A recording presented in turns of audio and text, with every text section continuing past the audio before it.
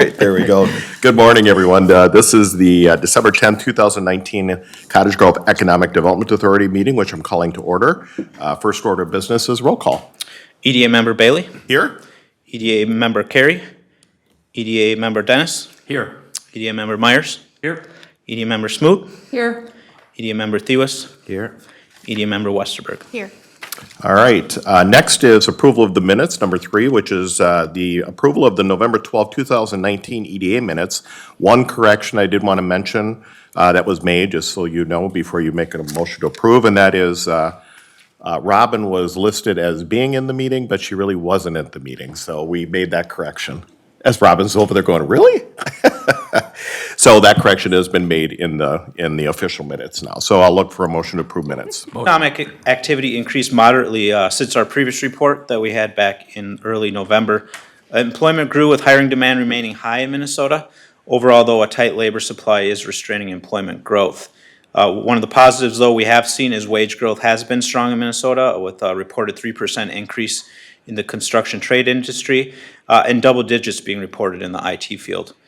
Finally, commercial construction activity in the Minneapolis-St. Paul market grew moderately since the last report.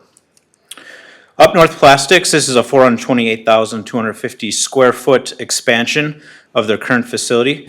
They're currently completing the steel erection of the building and will soon close the building and start roofing on the project. Project is anticipated to be completed by late fall of 2020. The Renewal by Anderson project going on in our business park. This is a 348,000 square foot building, which will be at their current facility in Cottage Grove. Building is mostly enclosed and is being roofed, while interior plumbing and underground electrical work is being done. Work on the turn lanes. There are 3 turn lanes that will be going into the site that will be added. That construction won't begin until the spring of 2020, along with the overhead power lines that will be needed on site. This project is anticipated to be complete by July of 2020. Extra space storage. This project includes the addition of 3 new storage buildings and an outdoor storage area for boats and RVs. Foundations for all the buildings have been complete, but only construction for building 1 is ongoing, occurring currently. This project is anticipated to be complete and open for business by April of 2020. Park Place Storage, currently Building C, which is 11,760 square feet, is substantially complete. However, they're still waiting to get their certificate of occupancy that is expected to be issued in later in December. Additionally, they are planning, as you can see from the site plan, overall there are 5 buildings planned on site. This Building C will complete their 3rd. No word yet on when Building D will be started. Generally, they wait until their buildings are fully leased before moving on to building the next one. Las Margaritas, contractor is currently completing exterior finishes and working on interior finishes. Exterior patio addition is being finished and signage has been installed. Kitchen equipment has been ordered and will be installed in the coming months. No word yet on exactly when they'll be opening. It is expected per our conversation sometime in early 2020 if they'll be making the move over to their new restaurant. Menards, the exterior facade of their accessory storage building is complete with the fencing and guard shack being finished. Exterior enclosure of the existing storage area is also being complete with most of the exterior metal being installed. The interior mezzanine permit has been issued, however, no work has begun yet on that interior construction as of yet. Cap Industries, this is a proposed new project that will be going on West Point Douglas. Cap Industries received a recommendation of approval from the Planning Commission for a 120,000 square foot manufacturing warehouse and office building at their November 25th meeting. The project will now go before City Council at their December 18th meeting for approval. Overall, Cap Industries plans to build 3 of these buildings on the site as they become fully leased. They're going to start out with 1. You can see on the right there some of what the facades will look like on the building, and then on the left is the site. And they're going to basically be splitting the site into thirds, building 1, 2, and 3. And as they become fully leased, it is expected they'll be moving towards building 2 and building 3. One of the things we talked about at our last meeting was the marketing plan for 7470 East Point Douglas Road. Bolton and Mink, who we work with as a consultant, engineering consultant, they put together a site plan for us. The site plan will be featured in our marketing brochure for the site. This layout before you has a 2,200 square foot building, 18 parking stalls, which would allow for 54 seats within a proposed restaurant, and additionally shows a drive-through. The reason 2,200 square feet was used is it is the maximum building size of some of the retail prospects that we're looking at, such as coffee shops like Dunkin' Donuts. They usually top out at about 2,200 square feet is what they like to see in a site in terms of building new footprint in a new community. Additionally, there are some variances that we'd have to look at for a site. 6 foot, our code requires 10 foot. Additionally, 21 feet, we require a 30-foot setback. However, one of the things that we were very cognizant when we put together a site plan is we wanted to push the building as far back towards East Point Douglas. This helps with visibility both from East Point Douglas and Highway 61, but also offers a buffer as wide as possible from that residential in the rear. So that way, we did maintain that 75-foot rear yard setback, which does call out in our code. So we're very cognizant of the fact that we want to keep that buffer between the residential property and any new development. This site plan also calls for a berm that would be installed here as well with fencing. The Cottage Grove bus loop, we did get our first round of data from DARTS. This shows the first 5 weeks of operation. Overall, the first week we had 12 people ride the bus, then second 10, third week was 15, fourth week was 11, and fifth week was 12. Overall, we're seeing the highest interest in terms of our non-residential stops at Hy-Vee, with 12 individuals getting on at Hy-Vee, and then 13 getting on at Norris Square. These statistics before you today just show where people are getting on the bus. They're not showing where people are getting off. So each number represents somebody getting on at that specific location. Additionally, one thing to take note as well, they did end up moving, once they got some feedback from riders, they moved the location of the Woodland Park apartments from 7920 Hearthside Avenue over to 7990 Hardwood Avenue as something they saw. They got more riders and more people interested in riding and getting picked up and dropped off there. FabTech Expo, last month, November 11th through 14th, staff, myself, attended the FabTech Expo in Chicago with the state of Minnesota. This was part of the Minnesota Marketing Partnership. You can see our booth there in the lower left-hand corner. FabTech Expo brings together metal and plastic fabricators from around the world, and it was an excellent opportunity to showcase our Cottage Grove Business Park to them, to a lot of interested parties. We take away a lot of leads that we're going to be following up on, and hopefully we can attract one of those leads to our business park. With that, I'll turn it over to the EDA for comments or questions. All right, EDA, any questions for Matt on this item? All right, thank you, Matt. Appreciate it. Next is 4.2, which is the amendment to the business subsidy policy. And Christine Costello, you're going to walk us through this one. Yes. Members of the EDA, thank you very much. Good morning. In terms of our business subsidy policy, we last looked at this in 2017 to make sure it was up to date with state statute. It still is to this day, but often we talk about making sure we have all the tools in our toolbox in terms of when a development comes forward. If they need assistance financially, we can look at what tools we have. And when we look at the business subsidy policy, one of the words that was missing was loan. And so we simply added that to the business subsidy agreement, the word loan. We still would require a project that was looking for following that guideline. So that is the only change we're looking to make to the business subsidy policy at this time. And with that, I can take any questions. All right, sounds good. Any questions? Yes, Mr. Thews. Is there a maximum loan amount that we would approve? We haven't picked a top dollar amount. It would something be kind of dependent on the project, but it would be something we would bring forward to the EDA and City Council for ultimate approval. Okay, thank you. Okay, any other questions? I do know that we've had at least one particular project that might be coming that is looking for some financial help, but in the sense of financial help, there would be interest, which means we actually make money, if you will, on the deal. So I just want to mention that sometimes, again, having all the tools in our toolbox different. EDA member Thews? Second that motion. Second by EDA member Myers. Any further discussion? Seeing none, all those in favor signify by saying aye. Aye. Opposed? Motion carries. Next is 4.3, which is the 2019 Facade Improvement Program Acceptance and Proposed 2020 Facade Improvement Program. And now we're back to Matt. Thank you, EDA President Bailey, EDA members. The Facade Improvement Program 2019 was our first year that we undertook that program. It was started by the EDA, and what it was meant to do was incentivize improvements to the exterior of commercial buildings. Last year, the program received $25,000 in funding, and we marketed the project as a grant for a maximum of $5,000. However, we did market it as projects would be considered for more funding if they were large enough in scope.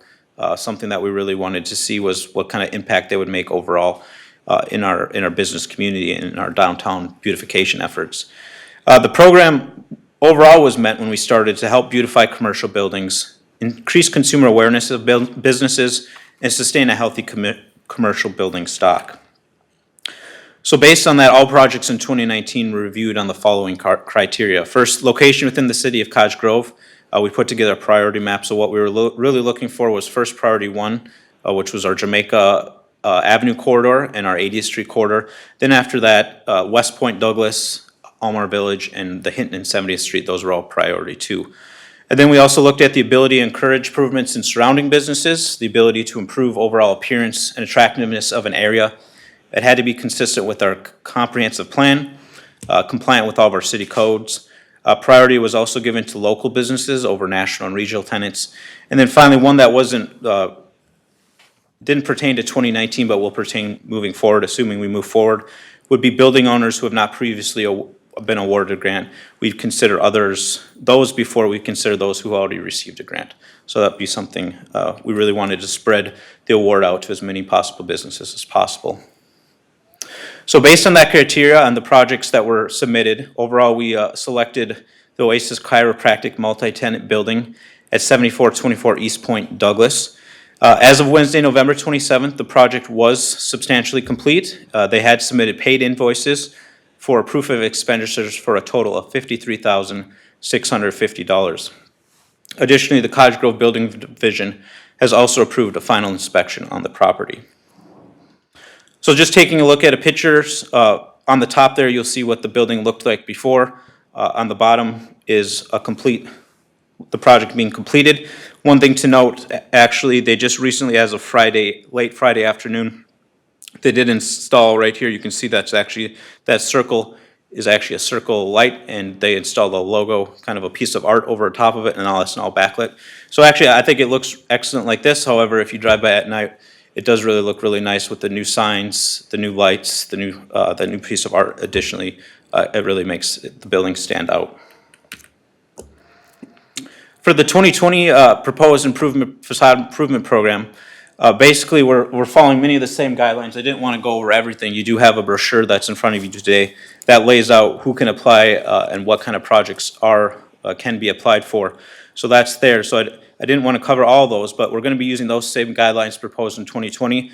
The one substantial change or one proposed change is based on what we saw last year, we really wanted to see projects that were larger in scope. So based on that desired project, we wanted these funds larger in scope. It is proposed that the program be marketed as a maximum grant of $25,000, as opposed to before we were doing maximum grant of $5,000 with the potential for $25,000. This year, the proposed would be maximum grant of $25,000, minimum of $5,000. Ideally, this would give us a chance for right off the bat to have larger projects be considered and really give us the largest amount of impact from the projects. You know, a lot of times we would see people reaching out and say, well, I want to apply, but $5,000 seems like too little. And, you know, we would respond with, well, if it's large enough in scope, we will consider it. This would really give the opportunity right off the bat to market the site and to let people know, hey, we're out there, we're willing to support larger projects. So with that being the case, the 2020 proposed schedule is December. If the program would be approved as before you today, if approved, and it is part of the City of Cottage Grove budget, then January through April, we would begin marketing to area commercial businesses and property owners. April 6th of 2020 would be the applications would be due for the program. And then April 4th of 2020, we'd bring those applications before you and the Cottage Grove City Council for approval of a project award. If for some reason we don't receive any applications, just like last year, we continue marketing the program throughout 2020 to try to find interested parties. So with that before you today is two recommendations. First is for the approval of the payment to East Point Douglas Properties Management LLC, and the second is to authorize $25,000 for the 2020 program. With that, I'll turn it over to the EDA for comments or questions. All right, EDA, any questions at the moment? I did have one item I was going to mention to staff, just and for the EDA for thoughts as we look forward to 2021. I'm not advocating for any changes or at this point, but I know that as I was kind of looking out at other communities and kind of what they're doing, and I guess what the better word or thing would be the amount. And so my question would be, maybe to provide later in this year, but before Robin gets into the budget discussions for 2021, what is kind of the average other cities that are using this program are putting out there? Because I think the number, at least I'm just going off of what I've seen, is probably more around 50,000 versus the 25. And again, I'm not advocating. With a little bit more. I agree. And I do know that actually Matt and I had the opportunity to meet with the owners of the Cottage Grove Plaza, if you want to talk it, the one by Target. Yep. And they're definitely willing to do something. And when we mentioned, you know, the opportunity for some matching money, if you will, they perked up a little bit more. But again, I look at maybe what we talked about with them or what we're going to provide with them as some ideas, and they're interested. But the fact of the matter is, you know, I'm not so sure, you know, 5,000 or 25,000 to do a mall renovation, if you will, would be enough to really entice them to say, okay, this is what we want to do. So it's good call. All right. Road. All right, so we have a motion by EDA member Smoot. Second. Second by EDA Vice President Dennis. Any further discussions? Seeing none, all those in favor signify by saying aye. Aye. Opposed? Motion carries. And then we have our second item to make a motion. I'll do the second motion. Okay. I'd like to make a motion to authorize $25,000 for funding the 2020 Facade Improvement Program. All right, so I have a motion by EDA member Myers, Second. seconded by EDA member Thews. Any further discussion? Seeing none, all those in favor signify by saying aye. Aye. Opposed? Motion carries. All right, we'll move on to 4.4, which is Skyline Exhibits. Key demographic we just talked about in terms of brokers and developers. What we've seen also to best position ourselves and the EDA to market at these events is we found a booth presence has really been ideal. This gives us an opportunity to sit down with these developers, brokers, and other people interested in our community to sit down and discuss our community and discuss some of the sites that are available to them. Currently, the EDA does have a smaller display that we ordered back in 2016 from Skyline Exhibits. This was at a cost of $3,305. This display is shown here on the picture below. We will still be using this display at some of the smaller events or when the EDA attends events where space is constricted. However, to provide a more dynamic display and give the best possible images to the community, we are requesting a new booth. One of the things we've been doing is working with Skyline Exhibits to take in their feedback as well as city council members and staff to create a proposed display. This display is flexible in the fact that it can be varied in size. It can both serve a 10 by 10 foot area additionally or a 10 by 20 foot. And additionally, it comes with either a front, you can use it with a front table or without a front table. So the image before you today, first in the top left, to give you an idea of what a fully completed display would look like that we would be interested in. This one was done for Next Gen Interiors, and as you can see, it is fully backlit. It's a little bit, it first gives a little bit more pop. Additionally, that table allows for storage and for the opportunity to be more forefront and at these events, kind of put our name out there. And then below what you'll see is the artwork that we're being proposed in terms of our display. So if you take those two images, ideally what you see from our artwork was what the final display there is in the upper left. So what we're trying to do with our display is create an overall image of what Cottage Grove and what we can do for your business. We want to be very flexible in the fact that we can take this to a commercial event like ICSC in Las Vegas, or if we were to expand our presence at FabTech, we could take this if we were looking at a booth space. Additionally, we want to be able to take this to MinCar in Minneapolis, where we have a whole wide range of interested parties there, both on the commercial and industrial side, looking at our community. So what we tried to do is kind of get all those pieces into the display. First, if you look at kind of our message on our left there, a great place, a great partner, talks about our shovel-ready sites, how we have restaurant, entertainment, and retail opportunities, convenient highway access off Highway 61.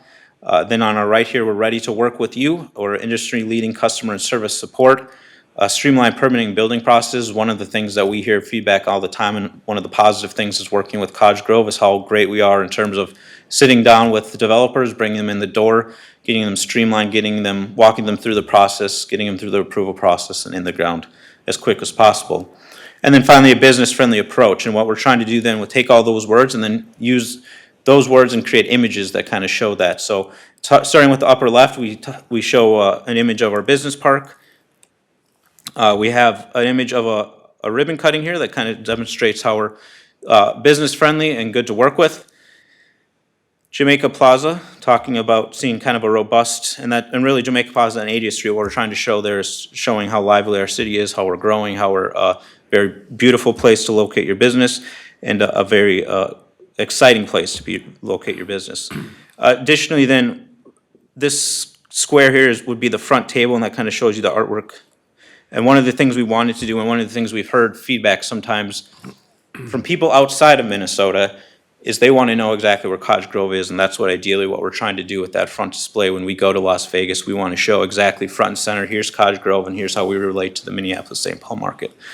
So really what the idea of that image is to show we're really not that far. Just as we talk about in our words here, build your business here, just minutes away from downtown St. Paul, or Minneapolis and St. Paul. One thing to note, we are making one change. We are going to be shifting this image down. We're taking this blue line, hopefully moving it down here, cutting off some of that skyline, shifting this down so we don't cut anything out there, and then we can get the full breadth of that picture as well. So if there's any other changes or additions to this piece, please let me know as we move forward. So for the discussion, this current display is in the 2020 EDA budget. The quote from Skyline exhibit puts the cost at $18,694.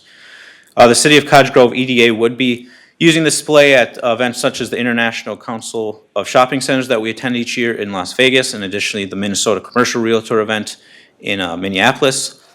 Due to the size and the weight of the overall display, however, it will be stored at Skyline Exhibits and shipped to events for setup at our request. So if we want to use this booth, we would request that it be shipped out.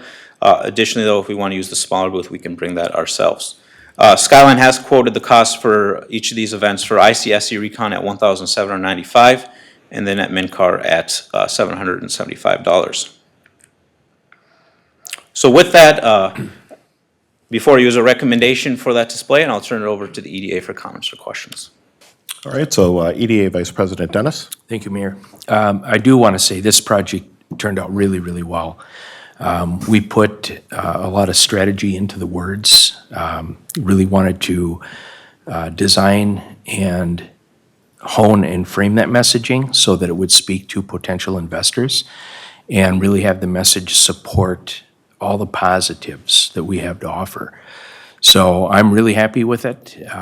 We went out, toured that facility. They do really great work, and I think it's something we can all feel very, very good about, and it will be an effective sales tool for us. And, you know, as Matt knows, those of us that have been out to Vegas or other places, there are people that walk by, and so you never really get the chance to interface physically with people as much as you have. That he was showing up there, it's got a spot for a monitor. So really the idea is you have what I'll call the basic message, the partnerships piece, and then the monitor will have statements, maybe up-to-date information as, you know, things change, populations, things like that, so we can flash more general information and of what's going on in our city at that given time. So plus it gives you a chance that as things change, with locations, availabilities, things like that, we can have maps and things up there also. That will be beneficial. We've put together a number of marketing videos as well. That's, as you pointed out, Mayor, one of the items that we'd be featuring on there, we have one of Shops at Cottage View in terms of talking about how the site layout and how it's ready for development. We have another one on our business park in terms of our event. I know you've done that with one of our current kit at one point, not anymore. So, all right, sounds good. Any other questions, EDA? So we do have a motion before us to approve the purchase. I'll make the motion, Mayor, to approve the purchase of a new display from Skyline Exhibits to be used to promote the community at various events for future development. All right, so we have a motion by EDA Vice President Dennis, I'll second. second by EDA Member Westerberg. Any further discussions? Seeing none, all those in favor signify by saying aye. Aye. Aye, opposed? Motion carries. There we go. All right, next on our agenda, number 5 is public hearings. There are none this morning. 6 is other business. 6.1, we do have an EDA calendar in our packet of information. I will just mention for the group here, even though I know it's a little safe, but also do remember that this is a event that supports the Friends in Need food shelf. And so if you're able to bring either toiletry items or frankly, the best thing is cash, to be frank, that's there. And then there is some items in one of the tents that you can buy holiday loaves of bread for $5 and then holiday train products that can also support, or does also support the Friends in Need food shelf. So I just want to mention, again, it is going to be cold this evening, but we are in Minnesota. So just dress in layers and make sure things are covered. And I look forward to seeing everybody there this evening. Next is 6.2, which is EDA Comments. EDA Vice President Dennis. Thank you, Mayor. As I have done for each of the past 5 years, I have put together a year-end review, and I will be doing this at the next council meeting. And so it's something for everyone to look forward to celebrate the success that we've had as a city all year long. And one of the really neat things is that we've hit a big total for houses this year. And we're getting very close, and if we're lucky, we might touch 300 new homes for even more, business-type investment here, restaurants and things along those lines. So we're growing the business through the top end and doing a very good job of it. And so I'm excited for things that are happening. And again, I'll be working on that year-end review and looking forward to putting that out. So thank you. There you go. Thank you. Any other comments by EDA members? I do have one thing then, if no one else has. Sitting next to my right is Ramona Westerberg, who is going to be going off. This is her last meeting as an EDA member. And it was interesting. I was kind of looking and was like, oh my goodness, on this thing, you've been in the EDA since 2012. Mm-hmm. Yeah. So we've actually appreciated having you here and giving your local business insight. It's kind of cool when we have local businesses and business owners that want to get involved in the city. And being that this is the last official meeting, I know we're going to see you around town and doing other things and maybe in a different commission or something in the future. But I did want to present you with a certificate of appreciation, and it just says presented to Ramona Westerberg in sincere appreciation for your service to the city of Cottage Grove. There we go. Awesome. So with that, I guess the next thing after making the comment about Ramona is we will have an opening. Oh, did you want to say anything? Couple words. Yeah, Steve's like, ask her. I just want to thank you for the opportunity to be on the EDA, and I've seen tremendous growth. I mean, my biggest thing that I said in the beginning is I want to see the Home Depot through. So, and I know right when I was at my first term ending is when that was right in the midst of it. I'm like, I'm staying on because I want to see that Home Depot project get finished and completed, and it's absolutely gorgeous. And all the things that we've done since, it's just been phenomenal. It's been a pleasure to be part of everything. Perfect. Well, and again, we're glad to have you as part of our business community and your active involvement in not just the EDA, the chamber, you name it. And so, again, we look forward to seeing you and maybe in another role, possibly within the city. Definitely. So, which was my segue into the next part, which was as we're coming up, to the end of 2019, heading into 2020. This is kind of like Ramona did. And again, you don't have to be a local business owner or anything, whether it's this commission or something, but if you have a passion, we want people that have a passion to be on these different commissions. So for whatever that passion is, whether it's parks, public safety, public works, you name it, EDA, business development, please put your application in, and as appointments come available or opportunities become available, like there is going to be one here in the EDA, we can have some people in line where we can actually have some conversations and make sure that we put people that want to be involved on these different commissions, including the EDA. So again, thank you for your service to the city. Any other comments? All right, 6.3 was a response to previous EDA comments. I don't believe we had any. We don't have a workshop, and so I'm moving to number 8, which is I'll need a motion to adjourn. I make a motion that we adjourn today's meeting. All right, so we have a motion by EDA member Westerberg, I'll second that motion. seconded by EDA member Myers. All those in favor signify by saying aye. Aye. Aye. Opposed? We are adjourned. Thank you.